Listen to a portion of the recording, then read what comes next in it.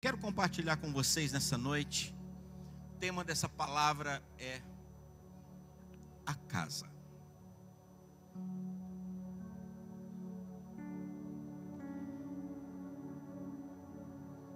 A casa.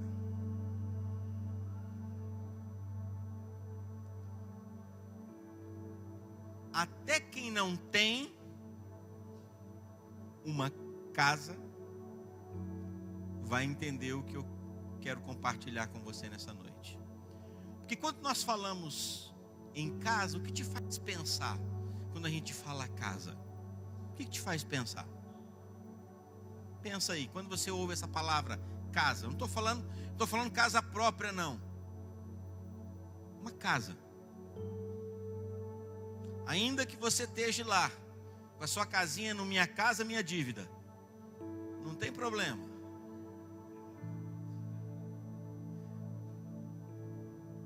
O que te faz lembrar casa?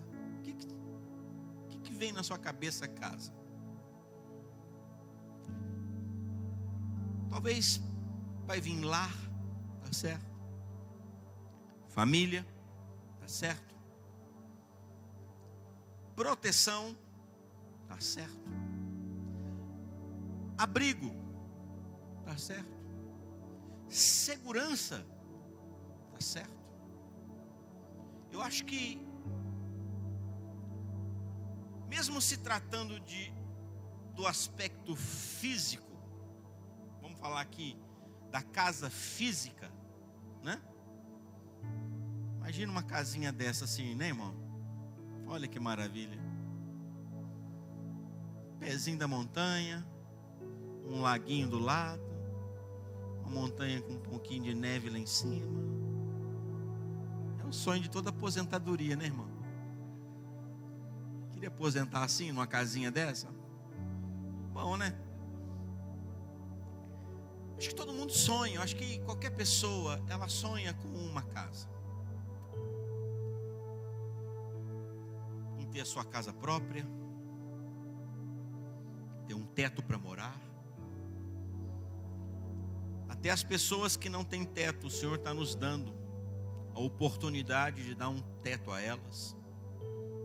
Esses dias eu estava perguntando para o pastor Fábio como é que está a frequência aí, né, no albergue. E ele estava falando para mim que está lotado a frequência máxima praticamente todo dia. Aí ele falou assim, porque alguns já fizeram aqui do albergue a sua casa. Como a gente não tem restrição de quantidades de dias, tem gente que está morando aqui, irmão.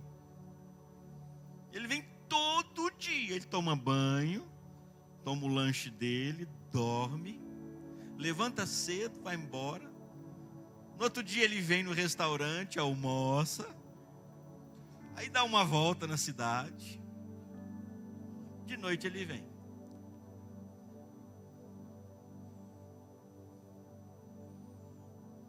Para muitos possam pensar assim, vocês estão alimentando vagabundos. Para nós estamos dando dignidade para as pessoas.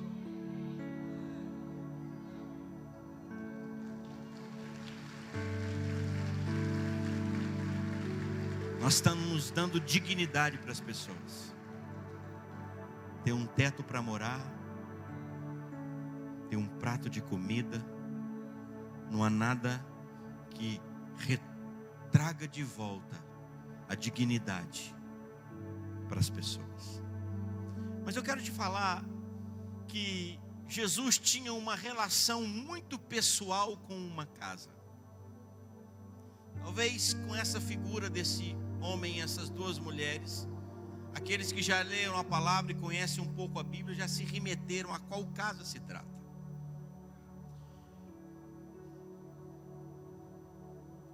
Família, irmãos, casa é lugar de relacionamento. Casa é lugar de estar juntos. Casa é lugar de acompanhamento, de cuidado, de proteção, de discipulado. Nós entramos no último domingo na estação dos frutos, onde nós mostramos a importância de não andarmos sozinhos, de vivermos em família, termos uma casa. Por isso que nós falamos tanto agora, essa semana agora, semana passada nós não tivemos, mas semana que vem agora, nós retomamos os nossos grupos familiares. Nós não temos na semana D, nós não temos os grupos familiares, mas agora voltamos com os grupos familiares. A importância de entrarmos dentro dos lares. Eu estou indo num grupo familiar na segunda-feira, irmãos, lá na casa do Bruno, toda a família dele lá, e nós estamos começando a ver a diferença do evangelho quando ele chega em uma casa. Quando o evangelho chega em uma casa, irmãos, as coisas mudam. Quando Jesus chega em uma casa, as coisas se transformam. E Jesus tinha uma relação muito grande com casas. Algumas ele passou apenas uma vez. Outras ele gastou um pouco mais de tempo ali, outras foi só de relance. Mas tinha algumas casas, e esta casa é uma delas, onde ele tinha o prazer de estar lá.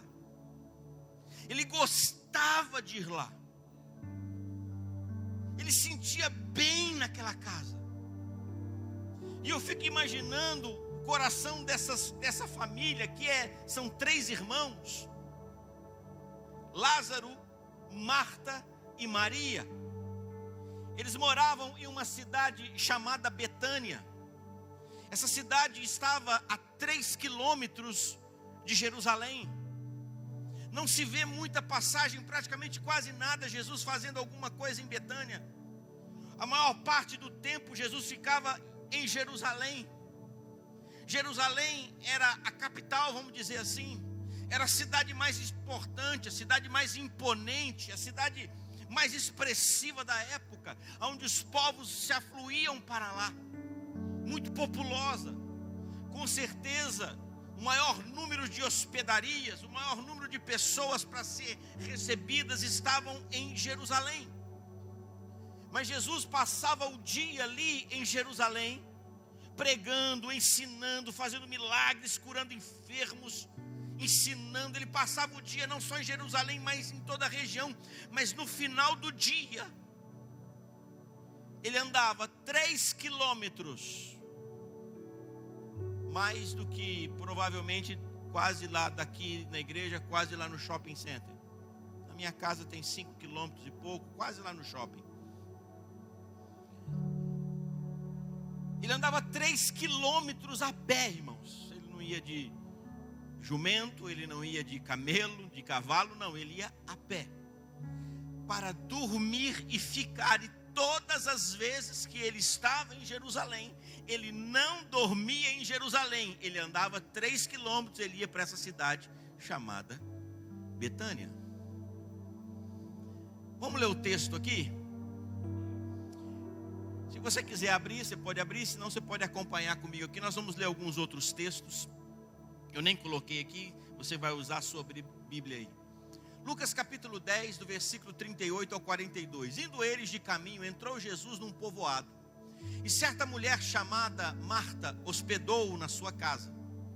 Tinha ela uma irmã chamada Maria, e esta quedava-se assentada, ou seja, ela ficava quietinha, sentada aos pés do Senhor, a ouvir-lhe os ensinamentos.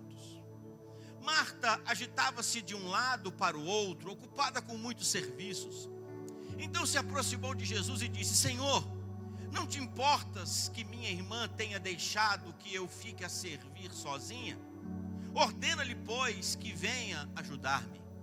Respondeu-lhe o Senhor: Marta, Marta, andas inquieta e te preocupas com muitas coisas. Entretanto, pouco é necessário, ou mesmo uma só coisa. Maria, pois, escolheu a boa parte, e esta não lhe será tirada. O que você entende pelo texto aqui, pela história, é que Jesus já havia passado algumas vezes nessa casa por causa da tamanha liberdade que Marta tinha com Jesus. Não era a primeira vez que Jesus estava naquela casa, senão ela não teria esse tipo de liberdade para chegar até ele e pedir para que ele desse ali uma cutucada, uma dura na irmã dela, Porque quando Jesus chegava e sentava para ensinar, Maria largava todo o serviço. Maria sentava lá nos pés dele e ficava bebendo dos ensinamentos dele. E eu fico imaginando Marta passando de um lado para o outro. De certo ela dava aquelas olhadas assim, né? Maria desconversava, olhava para o lado. E daqui a pouco Marta passava da cozinha para a copa de novo, dava aquela olhada para Maria. Porque Jesus não estava sozinho lá na casa. Receber Jesus naquela época, irmãos, hospedar Jesus era sinônimo de trabalhar muito. Por quê? Porque aonde Jesus chegava, ele trazia com ele no mínimo 12 irmãos. Já pensou você chamar alguém para jantar na sua casa, e daqui a pouco chega 12 lá na sua casa para jantar junto com aquela pessoa, 13 com ele, né? Aconteceu um pouco disso comigo aqui, quando nossos filhos estavam todos aqui, né? Nós éramos, no começo, éramos eu e a Débora, depois 2, daqui a pouco tornamos 7. E quando as pessoas nos chamavam para jantar ou para comer na casa deles, chegava nós lá com o carro, nós chegava com 7, irmão. E já enchia a mesa logo de uma vez, assim, sabe? E às vezes alguns esqueciam desse detalhe, e você via que havia uma certa agitação na casa, assim, tipo assim, coloca mais água no feijão, busca mais um refrigerante e tal, e tá. Depois foram acostumando com isso. Mas quando Jesus chegava numa casa, era sinônimo de muito trabalho, tinha muita gente ali. E Marta passava de um lado para o outro, e Maria fazia de conta que nem olhava, irmão. Ela ficava quietinha, só olhando para Jesus.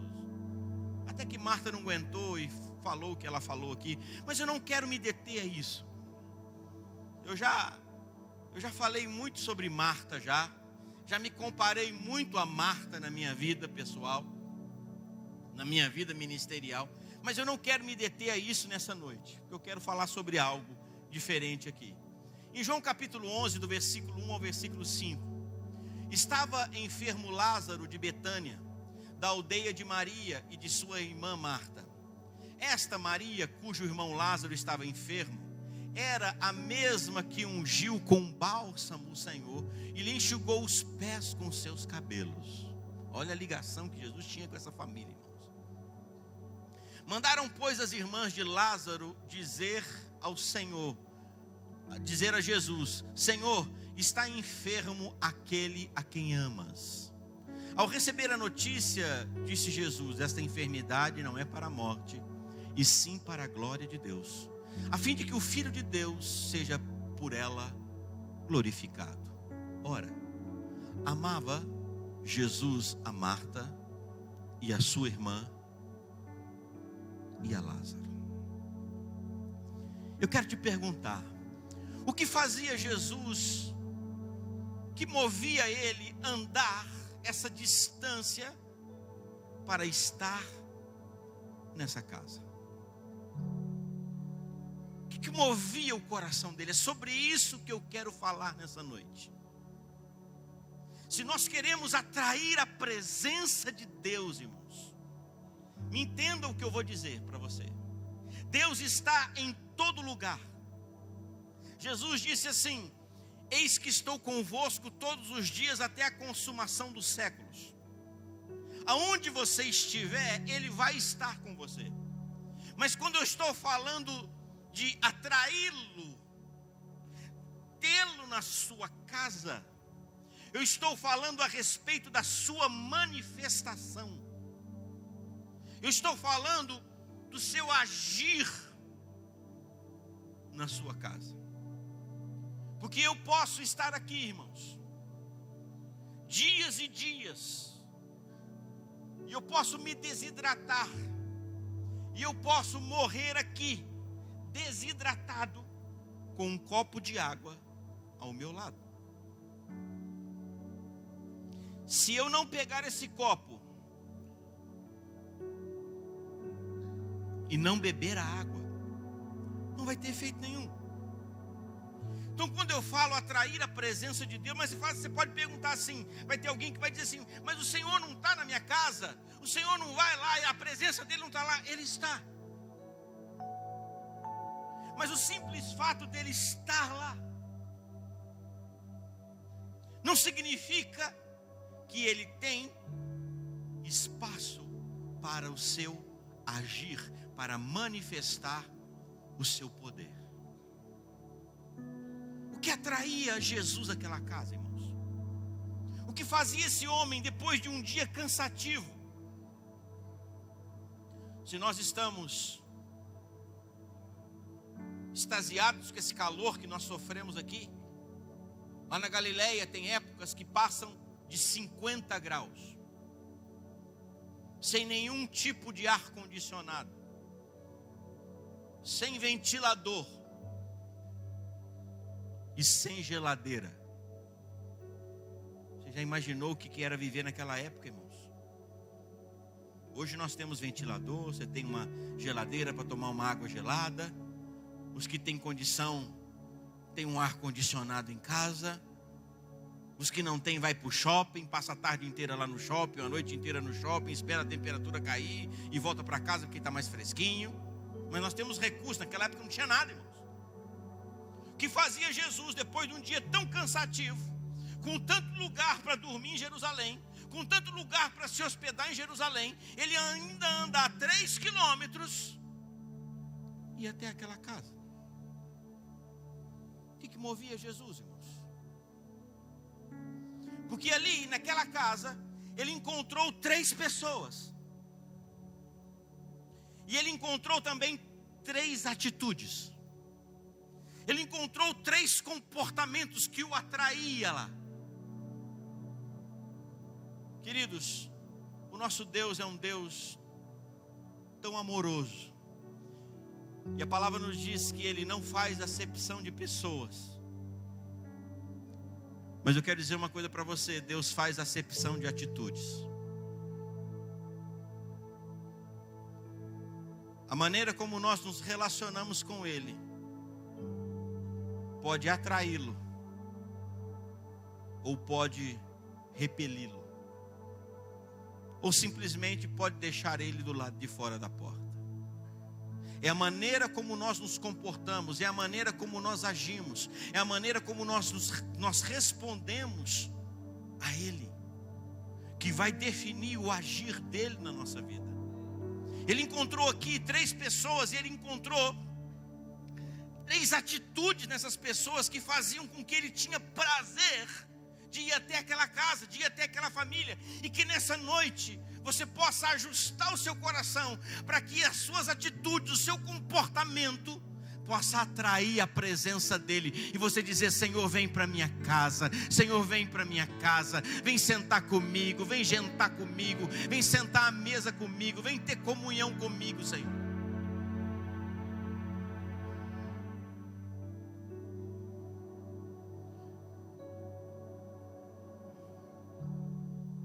É um privilégio você ter alguém na sua casa como Jesus.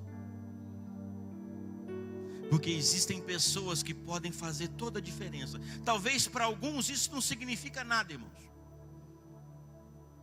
Talvez determinadas coisas de Deus, para alguns isso não, as pessoas não fazem questão.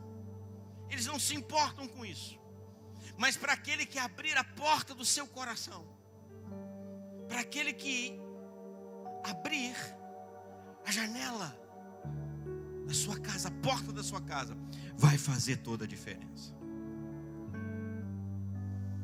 Essa semana, propriamente dito, antes de ontem, né? Aconteceu um negócio. Olha só o que quando... Vou te dar um exemplo natural aqui para você entender a respeito de uma verdade espiritual. Que quando alguém entra na vida de uma pessoa, ou faz alguma coisa em prol de alguma pessoa, o que isso pode mudar? Eu estou sentado lá em casa, estudando no computador. A gente tem uma salinha lá que é o nosso escritório. E final de semana, durante a semana, o Miguel só estuda, né?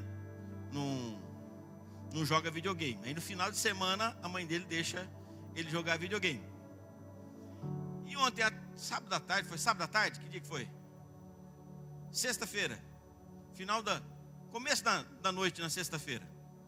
Eu estou sentado lá. E esse menino daqui a pouco ficou branco. Fulano de tal. E eu estou escrevendo aqui. Pai do céu. Fulano de... Ele estava jogando no videogame e estava naquele sistema de jogar ao vivo. E entrou um cara para jogar com ele. Um tal de Flex Power.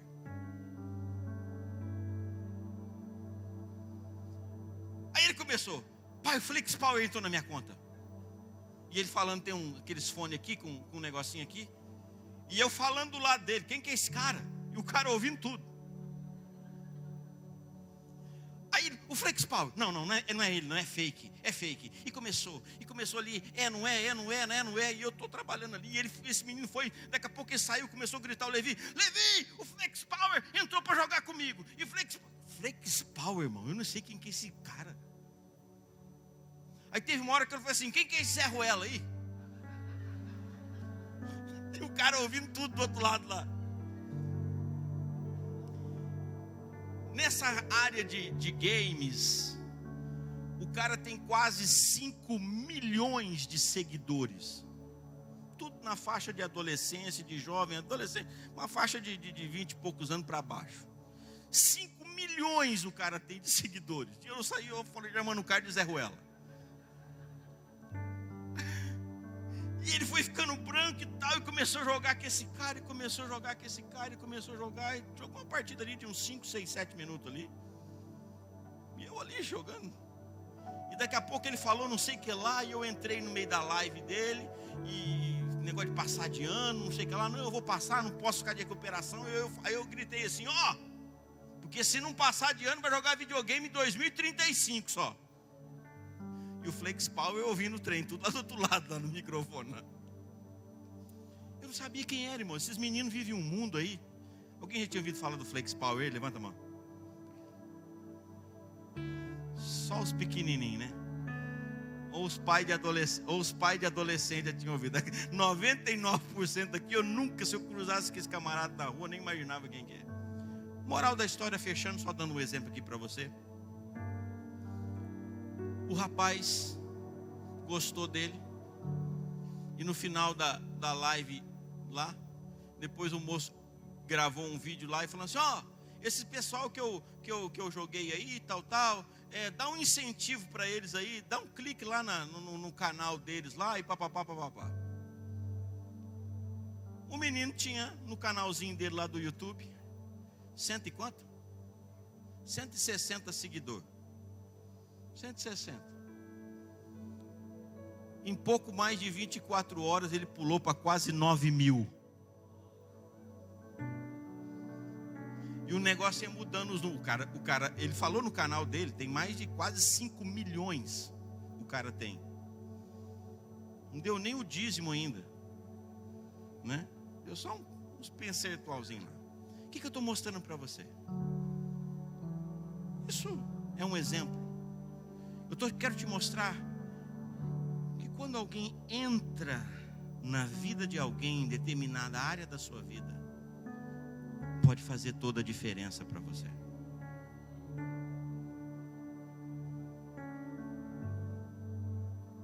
Eu estou falando de Jesus Cristo de Nazaré.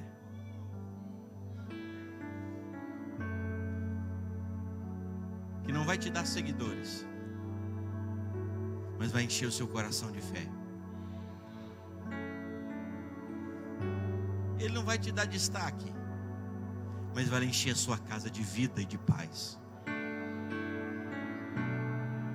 Quando ele chega, irmão, na nossa casa, e quando ele chegava em uma casa, toda aquela casa era transformada. Assim foi nessa família, assim foi na casa de Zaqueu. Toda mudança aconteceu naquela casa. Por quê? Porque ele encontrou algumas coisas lá, e eu quero falar sobre isso. 3 coisas que vão atrair Jesus para a sua casa. Quer atrair Jesus para a sua casa, irmãos? Amém? Você quer atraí-lo para a sua casa, para a sua família? Então eu vou te dar 3 coisas que Jesus encontrou aqui, nessas 3 pessoas. 3 atitudes, 3 comportamentos que eles tiveram, que atraiu a presença de Jesus. Está preparado? Posso mandar a primeira? Ele encontrou Lázaro, que o amava.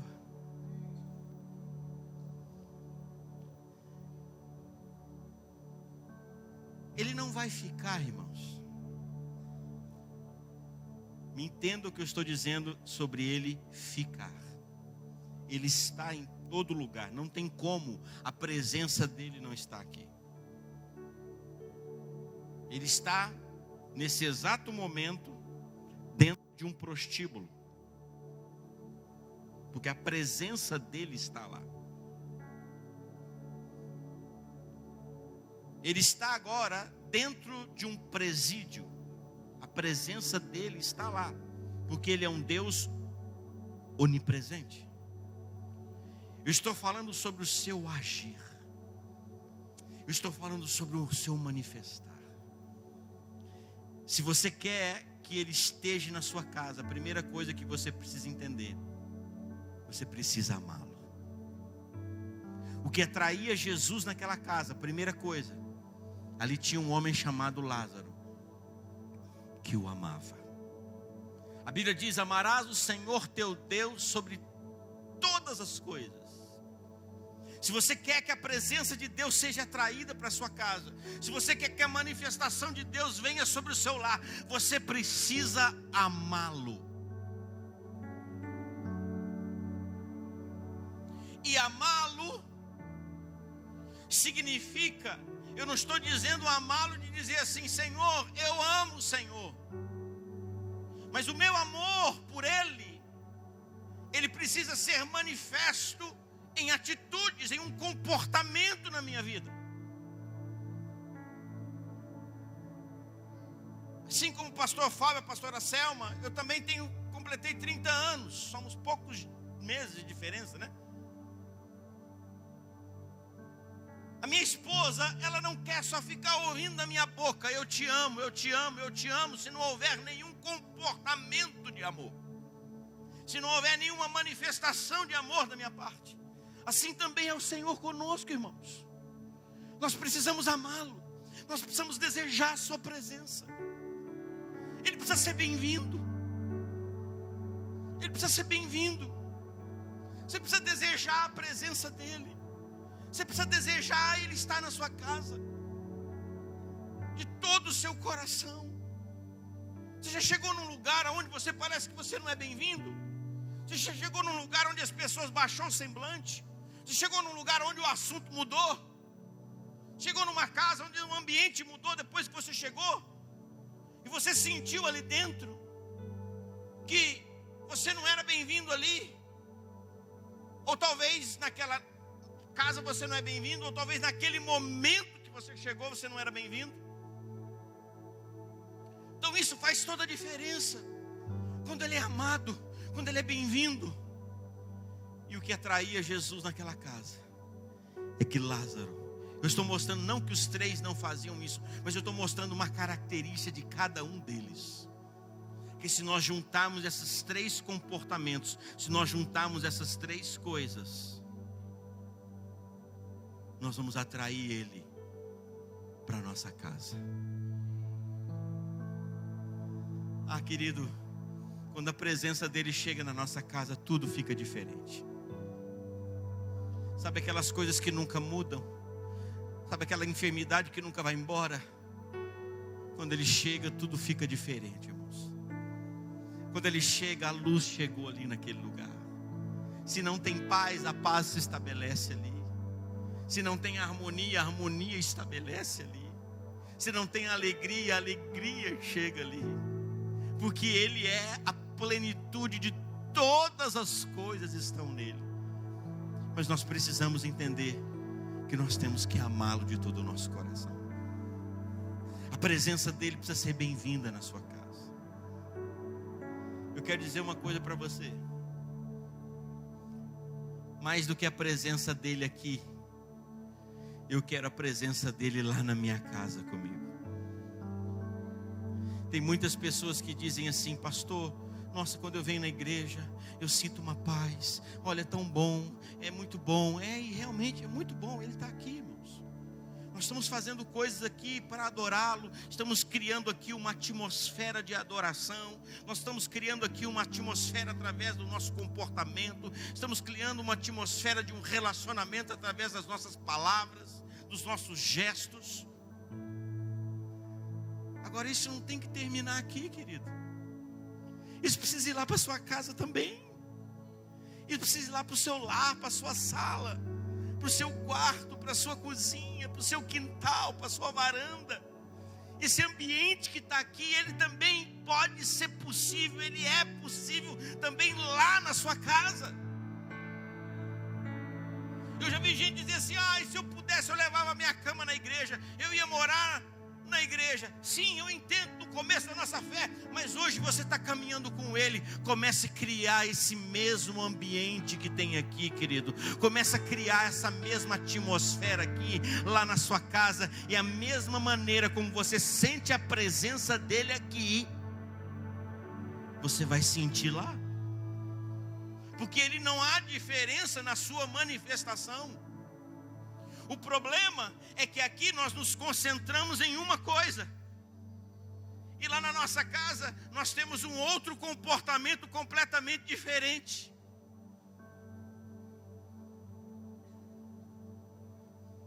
Aqui, nessa enorme televisão, de não sei quantas polegadas daria isso aqui. Sei lá quantas polegadas. O que você assiste, o que você vê, são coisas que edificam a sua fé, que constroem verdades dentro de você, sim ou não? Você não vai ver uma mulher pelada aqui. Você não vai ver um palavrão aqui nesse telão, nessa televisão. Você não vai ver nada desse tipo de coisa. O problema é que quando às vezes nós não estamos aqui, o que assistimos não edifica a nossa fé. O que nós vemos contamina os nossos olhos. O que nós ouvimos polui os nossos ouvidos. E não há uma atmosfera da manifestação dele. E ficamos aguardando ansiosamente o próximo culto, para que a glória e a presença dele venha sobre as nossas vidas. Mas você pode ter um momento como esse aqui, durante toda a semana, lá na sua casa. Primeira coisa, você precisa amá-lo. Segunda coisa, ele encontrou Maria, que o ouvia. Lázaro que o amava, Maria que o ouvia. Porém, esse ouvir aqui, queridos, não é apenas o ouvir. Não é apenas simplesmente, eu ouço a palavra. Não. Jesus certa vez disse assim: vós sereis meus amigos, porque você leva para a sua casa, você leva para a sua intimidade, você leva para perto de você quem? Os desconhecidos? Não, você leva os seus amigos para dentro da sua casa. E Jesus disse assim: vós sereis meus amigos se vocês fizerem o que eu vos mando. Então ouvi-lo não é simplesmente ouvi-lo, mas é ouvir no sentido de colocar em prática os ensinamentos dele. Agora eu não posso ouvir, porque nós estamos vivendo um tempo, irmão, nós estamos vivendo uma geração onde as pessoas, elas ouvem o que elas querem. Hoje as pessoas estão escrevendo a sua própria Bíblia. Elas estão escrevendo os seus próprios princípios. É como eu pegasse as leis brasileiras, é como eu pegasse a Constituição brasileira e eu lesse aquela Constituição ali, eu falava assim: não, essa aqui eu gostei, beleza. Não, esse ponto aqui, esse artigo aqui não gostei não. Esse aqui não vou praticar não. Não, essa aqui está boa. Esse aqui não está bom não. Eu posso fazer isso com a Constituição, irmãos? Vai funcionar? Eu posso apresentar diante dos policiais, eu posso apresentar diante de um juiz, estabelecendo as leis que eu quero viver, da maneira como eu quero viver. Tem como fazer isso, irmãos? Como é que nós podemos fazer isso com a palavra de Deus? Então ouvir não é apenas sentar aqui, ouvir e ir embora para casa. Como eu disse que nós íamos ler alguns textos. Vamos lá. Queria ler alguns textos aqui da palavra de Deus com você. Essa não está no telão não. Você vai precisar, pode deixar do jeito que está aí. Nós vamos abrir na palavra aqui para dar essa praticada aqui também, né? Vamos lá. Por exemplo, vamos ler aqui. Êxodo capítulo 23, versículo 25. Êxodo 23. Nossa, é tanto papel na minha Bíblia aqui, meu Deus. Deixa eu tirar um pouco. Êxodo 23. Lá no comecinho da sua Bíblia, depois de Gênesis. Êxodo 23, verso 25. Nossa, tem que correr. Êxodo 23, verso 25. Estou te dando um exemplo aqui. Versículo 25: servireis ao Senhor vosso Deus, e Ele abençoará o vosso pão e a vossa água, e tirará do vosso meio as enfermidades. Pode dizer glória a Deus? Quem recebe essa palavra? É Bíblia ou não é? É de Deus ou não é? Glória a Deus. Salmo 23, versículo 1. Olha só que maravilha. Esse é o campeão, né? Salmo 23, versículo 1. Esse não precisa nem abrir, né? Vamos lá. 1, 2, 3. É de Deus, irmão? É Bíblia? Está no Velho Testamento, mas é Bíblia? Glória a Deus. Recebe essa palavra? Salmo 91, um pouquinho mais para frente. Vou ler 2, 3 versículos aqui do Salmo 91.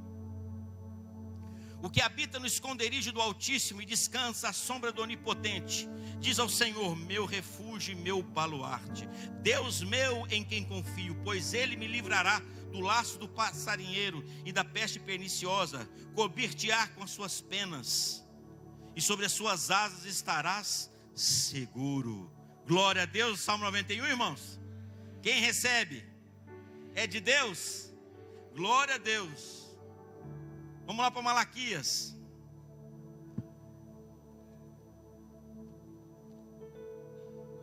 Malaquias capítulo 3.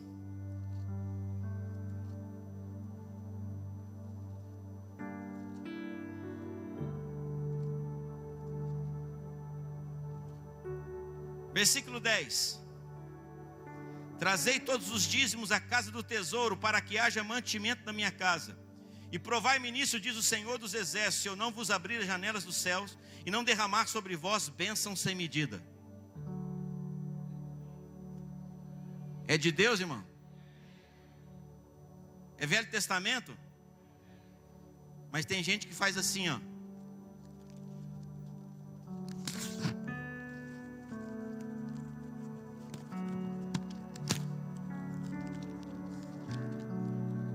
Isso não serve não. Isso não é Bíblia não, está no Velho Testamento. Êxodo 23 é Bíblia, Salmo 23 é Bíblia, Salmo 91 é Bíblia, né? É de Deus, está no Velho Testamento, mas é Bíblia, de Deus. Isso aqui não é Bíblia não. Não, isso não vou praticar não. Vamos lá para Efésios capítulo 5. Efésios capítulo 5. Você entender o que é ouvir, irmãos. Porque a gente fica pensando que o fato da gente ouvir ser apenas um ouvinte. Filipenses fala assim, Tiago capítulo 1, versículo 22 diz assim: tornai-vos, pois, praticantes da palavra, e não somente ouvintes, enganando a vós mesmos. Efésios capítulo 5, versículo 9. Vamos para o Novo Testamento agora, né? 5:9. Porque o fruto da luz consiste em toda bondade e justiça e verdade, provando sempre o que é agradável ao Senhor. Amém? A bondade de Deus é agradável, é um dos frutos de Deus sobre nós. Amém? É de Deus? Vamos para 2 Coríntios capítulo 6, volta um pouquinho agora. 2 Coríntios capítulo 6.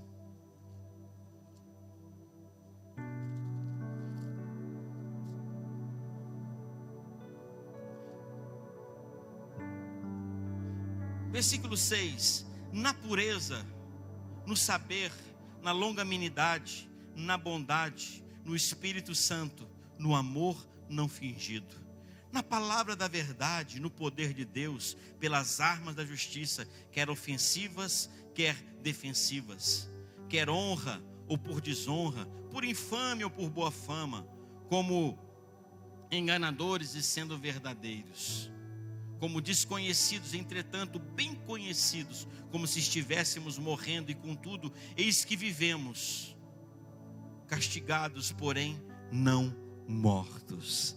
Amém? Estamos protegidos pelo Senhor. É de Deus? É de Deus. Vamos para Tessalonicenses, capítulo 4. Um pouquinho mais para frente agora, depois de Timóteo. 1 Tessalonicenses, 2 Tessalonicenses, capítulo 4.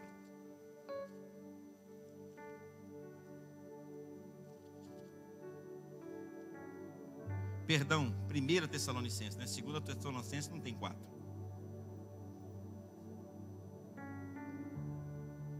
Versículo 2. Porque estáis inteirados de quantas instruções vos demos da parte do Senhor, pois esta é a vontade de Deus, a vossa santificação, que vos abstenhais da prostituição, que cada um de vós possua o próprio corpo em santificação e honra, não com desejo de lascívia. A palavra lascívia significa desejo proibido, como gentios que não conhecem a Deus, e que nesta matéria ninguém ofenda nem defraude seu irmão, porque o Senhor contra todas essas coisas, como antes vos avisamos e testificamos, claramente é o vingador. Há em algumas traduções aí que a palavra lá no versículo 3, abstenhais da prostituição. Há algumas traduções que está a palavra fornicação. O que é fornicar? Depois você pode procurar no Aurélio. Fornicação significa sexo antes do casamento. Isso aqui é Bíblia ou não é Bíblia, irmãos? É de Deus ou não é de Deus? Mas tem gente que faz assim, ó. Não, isso aqui não serve não. Sexo antes do casamento não dou conta de ficar sem não.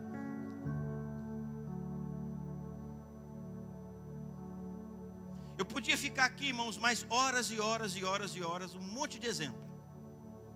Porque as pessoas estão fazendo isso hoje, elas estão lendo a Bíblia, irmãos.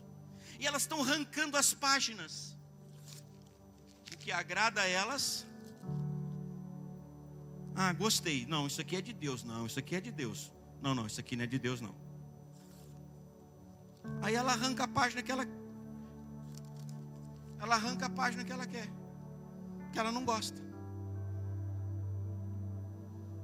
Você está entendendo a diferença de alguém que o ouve? Ouvi-lo não é apenas simplesmente vir na igreja e ouvir ele pregar, irmãos. É ouvir, de observar e procurar colocar em prática os ensinamentos dele. Doa em você ou não.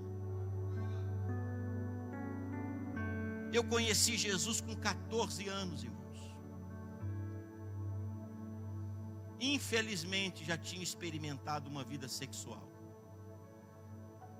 Fiquei até o meu casamento de maneira íntegra, servindo ao Senhor. Fui me relacionar novamente com uma mulher na minha noite de núpcias com a minha mulher, porque eu vi os ensinamentos dessa palavra aqui e eu falei: não, isso aqui eu quero, porque a Bíblia diz que Ele é vingador, irmãos. Deus é um Deus bondoso, mas Ele é um Deus justo. E a Bíblia diz assim: não vos enganeis, de Deus não se zomba, o que o homem semeia, ele vai colher. Isso aqui não é de Deus não. Tudo bem, faça como você quiser. Sexo fora do casamento, faça como você quiser. Mas saiba que você vai prestar contas diante de Deus de todas essas coisas. Eu não aguento, pastor. Então casa, infeliz. Casa logo. Eu me converti com 14, casei com 19. Estava subindo nas paredes que nem lagartixa, irmão. Estava testosterona a 3.000%. Sabe o que eu fiz? Eu não queria negociar, como o pastor Jeff falou.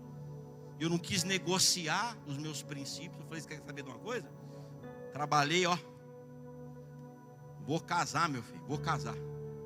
Casei, irmão. 30 anos já. Abençoado um casamento. Não negocie os princípios da palavra. Não negocie a verdade. E a terceira coisa que Jesus encontrou naquela casa, Ele encontrou Marta que o servia. Você não pode ser apenas uma pessoa que vem para a igreja, senta aqui, fica ouvindo a gente e volta para sua casa. De alguma forma você precisa ser um instrumento no corpo de Cristo, irmãos. Você precisa servi-lo. Ele chegou naquela casa, irmãos. O que atraía Jesus? É porque ele tinha alguém que o amava, alguém que o ouvia e alguém que o servia. Ame-o, ouça-o e sirva-o. Ele tinha prazer de ir para aquela casa. Ele tinha prazer de ir naquele lar, porque ele sabia que ali tinha alguém que o amava, ali tinha alguém que o ouvia e tinha alguém que o servia. Lázaro o amava, Maria o ouvia e Marta o servia. Se nós fizermos isso, irmãos, a presença dele vai ser tão viva na nossa casa que nós ficaremos impactados por isso. Atraia a presença dele para a sua casa. Atraia a presença dele para a sua vida. Não negocie, como nós ouvimos aqui, os princípios da palavra de Deus, ainda que vai te custar alguma coisa. Ainda que vai te custar alguma coisa. Não negocie a sua fé. Não negocie a sua santidade. Não negocie com o pecado. Não negocie com a sua carne. Não negocie com as pessoas. Fique firme em Deus. Fique firme na palavra. Porque só assim nós teremos a presença dele no nosso lar. E nós vamos poder dizer: eu e a minha casa serviremos ao Senhor. Você crê nisso, querido? Repete essa frase aí comigo: eu e a minha casa serviremos ao Senhor. Vamos ficar em pé em nome de Jesus.